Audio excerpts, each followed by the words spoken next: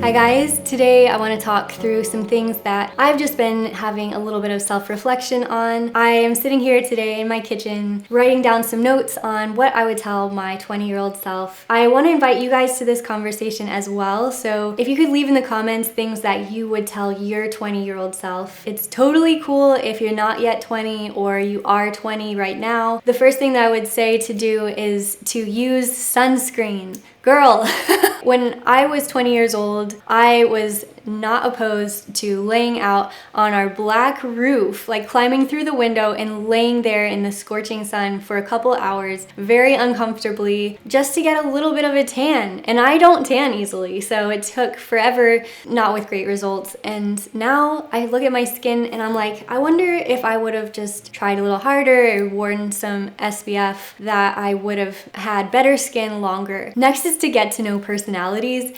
Because when I was 20, I was a little bit more easily offended by things, by not understanding why maybe someone wasn't a morning person or just naturally wasn't like me or wasn't structured like me, because we all have different viewpoints. And it's so interesting to get to know those people and to understand their viewpoint, so that naturally when they make a choice or they react in some way, that you're like, oh, that's because they generally have that viewpoint. And it's just so enlightening. So I consume any sort of personality tests. I've especially loved this for getting to know Zach, just family members and just people that are really in my close circle, or people that I meet off the bat. If we're kind of talking through personality types as one does, then I'm able to know them better and really get an idea of their own personality type. I could really go on about this. I'm gonna leave it there, but if you guys want me to do any sort of series or topics regarding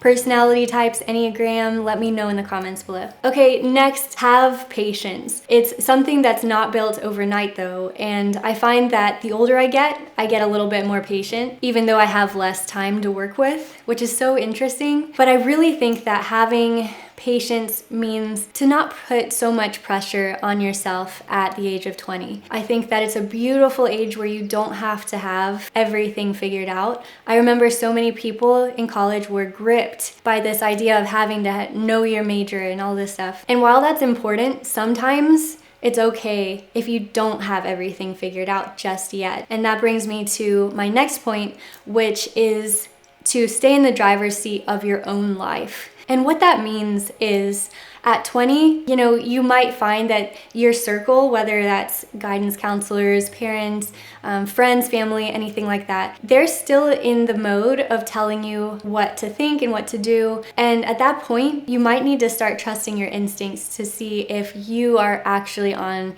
the correct path. Now that I look back, I look at what I did with my college and everything. I'm thankful for all of those classes and the experience, but I think for me personally, I didn't need to finish 4 years of my degree. I think that when it's something like design, where you don't necessarily need certification as much as you need a portfolio, I could have done that more with street smarts than with book smarts. And I think that with design, there's so many resources out there today that honestly I didn't have back then, so that's a factor.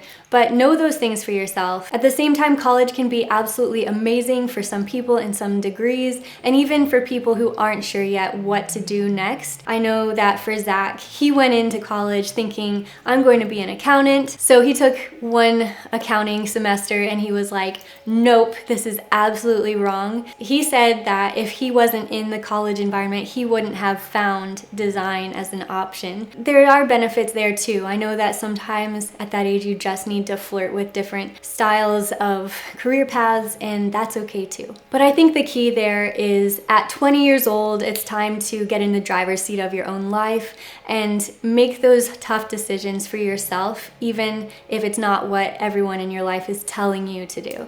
On that note, it's important to pick your battles. So when I was 20, and I see this in other people who are around that age too, is that I never picked my battles. I still find this really hard to do because I just care deeply about everything and I find it very difficult to not have opinions about it. And I love to dialogue with people about things. That's probably why I like to have a YouTube channel, is I like communication. I like to think deeply on certain topics. Sometimes that hasn't always benefited my relationship with one or two people, like personally in my inner circle. I think if I was to really zone in on making a relationship work with another person, whether that's, marriage or friendship or anything, you don't want to pick every single fight right then. There are times when it's okay to lean back and be like, I think that's worth coming back to later. I'll have to think on that. Like, these are ways to create some space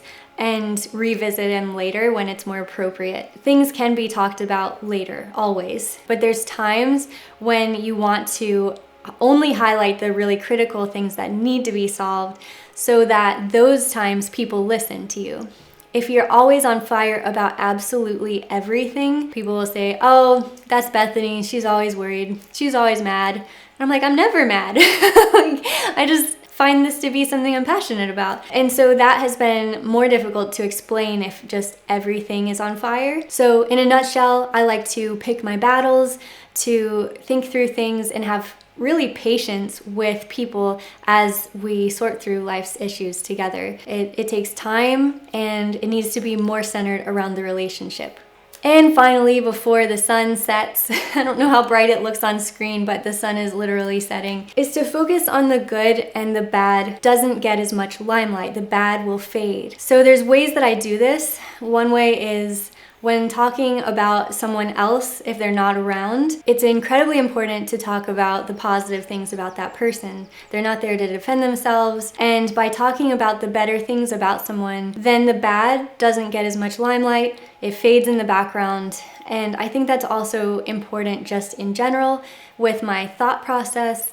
The more that I set my mind on things I'm thankful for, being that we're almost at Thanksgiving, then I'm able to really zone in on making my life more enjoyable and less about things that are so critical, like I talked about previously. Focusing on the good and the bad fades also is really important to me. Whatever I want to work on in my life, I'm working toward positive things, and that sets me up to head toward those goals rather than the things that could really set me behind. And in a nutshell, those are my tips on what I would tell my younger self as sort of an older sister figure. But honestly, I think that it's really important at 20 to enjoy this moment, enjoy the ride. I would say travel as much as you can, but I know even at 20 it's not always feasible. But if you can travel at all, if you can try new experiences, it might be easier now in your 20s to do that and flirt with new career ideas than if you're more settled. So as always, thank you so much for watching, and don't forget to like and subscribe, and I'll see you guys next time. Bye. 20-something